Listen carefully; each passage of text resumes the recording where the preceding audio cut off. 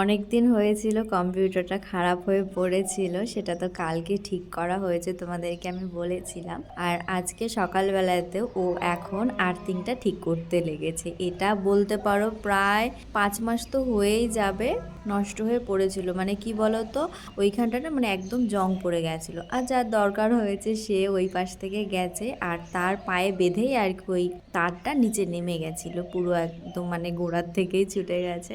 তো সেইটা ও আজকে দেখে ঠিক করেছে। আর কম্পিউটার যেহেতু চালাতেই হবে, তো সেই জন্যই আর কি ওই বোর্ডটাতে একটু কানেক্ট করে নিল।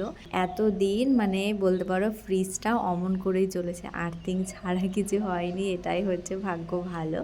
আর কম্পিউটারে বসতে গেলে তো একটা চেয়ার লাগবেই, বাড়িতে অনেক চেয়ারই রয়েছে, তবে সবই দরকারের। তো আমি চেয়েছি আমারও মানে একদম কম্পিউটারে বসার জন্যই সেরকম একটা চেয়ার, তো সেই জন্যই আপাতত একটা প্লাস্টিকের চেয়ার কিনলাম।